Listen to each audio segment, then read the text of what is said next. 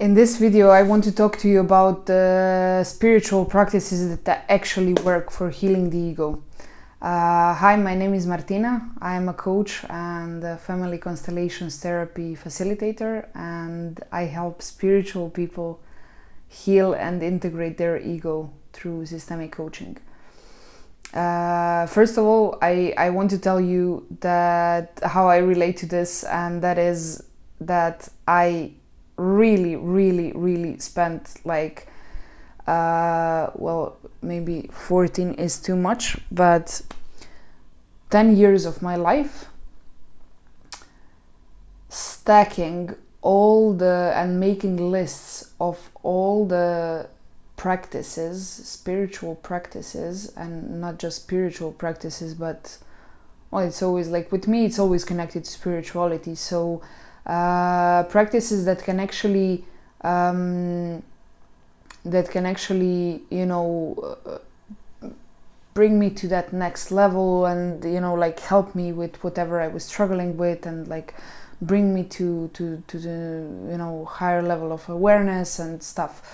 So how my schedule looked like was that I would wake up in the morning and I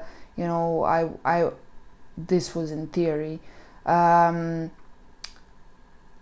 do like five things in the morning as a morning routine. So for example, I do yoga, and then I have a cold shower, and then I meditate, and then I do affirmations, and then I do EFT tapping, and then I start my day.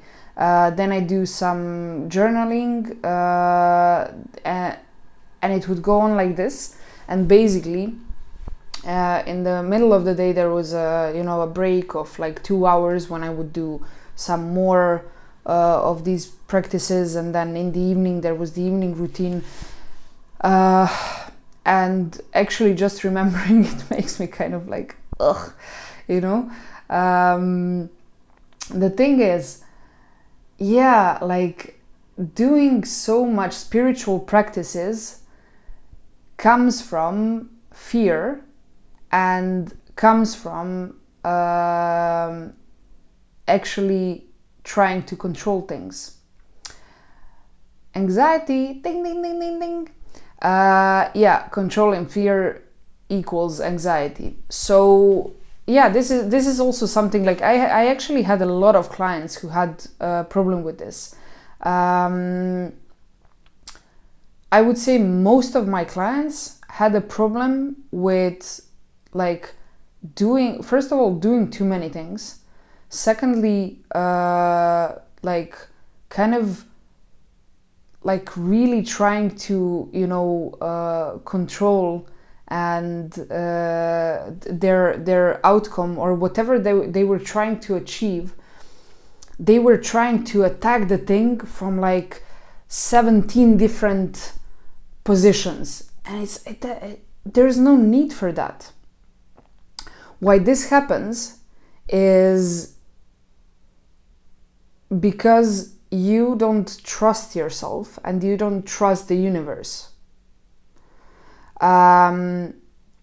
which is clearly connected to fear and control. So if you trusted yourself and if you trusted the universe, you wouldn't feel the need to control, or you wouldn't be afraid.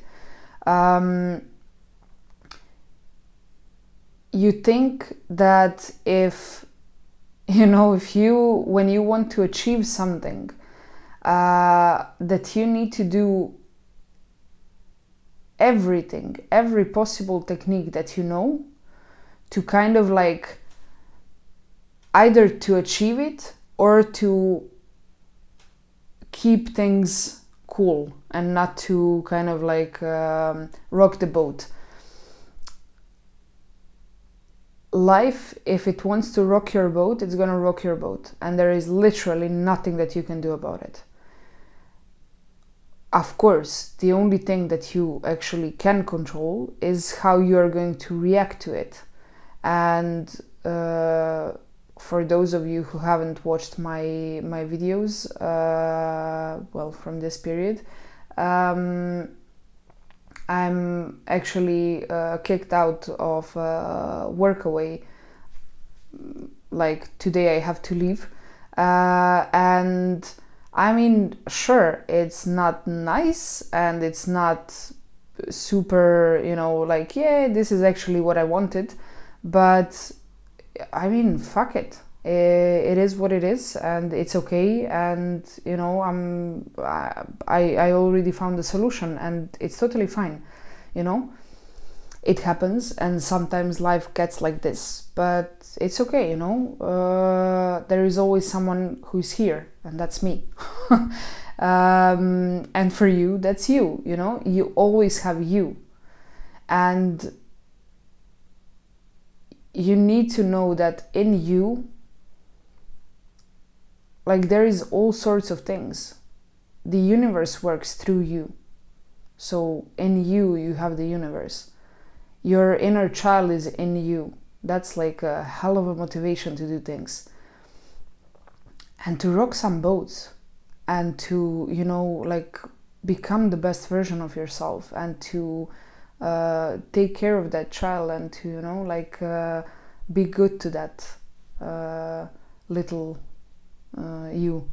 And there is a big version of you, an older version of you, an accomplished version of you, a version of you that is already where you want to be. So like that, all of that is in you. Come on, that's like a lot of stuff, like, why wouldn't you trust that? And the thing is that when you know yourself, you know what is for you and you know what is not for you, or you know what's kind of like, better for you, or what you prefer and what you don't. There is a zillion paths that lead to exactly where you want to be, and you don't have to take all of them to get where you want. You can take only one. It's fine. You don't need to, actually, if you take, it's impossible. If you take all of them, you're probably gonna get stuck somewhere, and you won't be able to, move and actually get to the point, because your energy and your focus and your trust is completely spread. So I actually don't think that I want to I wanted to say what works. I can tell you what works for me, and it doesn't have to be the same for you.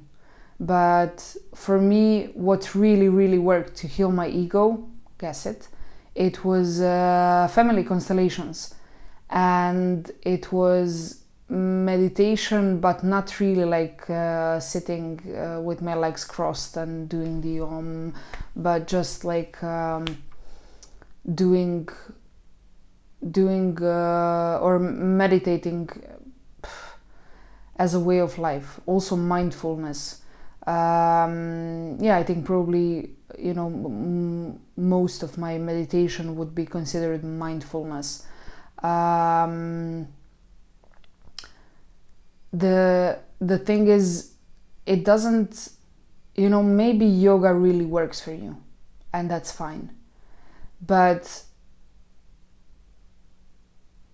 I am pretty sure that you are stuck with spiritual practices that you're doing day in, day out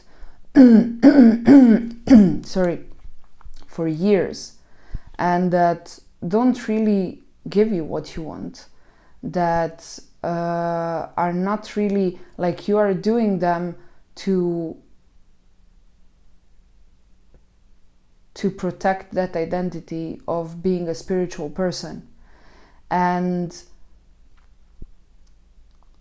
that's not really how ego healing works, and that's not how ego integration works.